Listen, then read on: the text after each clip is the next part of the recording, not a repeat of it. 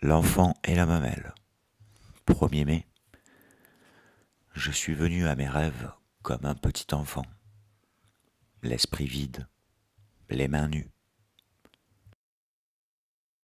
Ce qui me poussait vers certains parmi eux, ce qui me les faisait fouiller avec un tel acharnement avide, était autre chose que la curiosité d'un esprit alerte, intrigué par un phénomène étrange ou fasciné par un mystère troublant, ému par une poignante beauté. C'était une chose plus profonde que tout cela. Une faim qui me poussait que je n'aurais su moi-même nommer. C'est l'âme qui était affamée.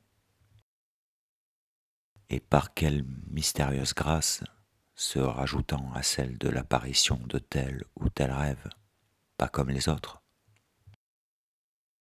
j'ai su parfois sentir, et cette faim est la nourriture à moi destinée. J'étais comme un nourrisson sous-alimenté, chétif et affamé, qui sent la mamelle toute proche.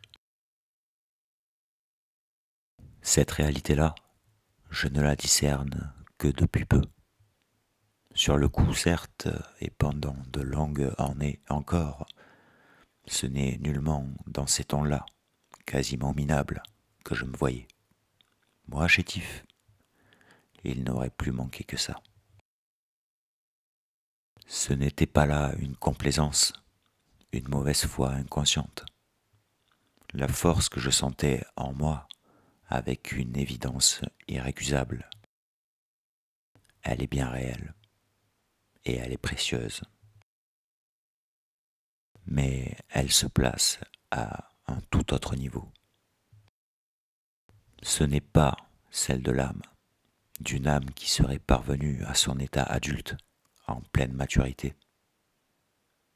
J'avais des yeux pour voir, et j'avais aussi des idées bien assises sur une réalité que j'appelais spirituelle, et que je voyais bel et bien.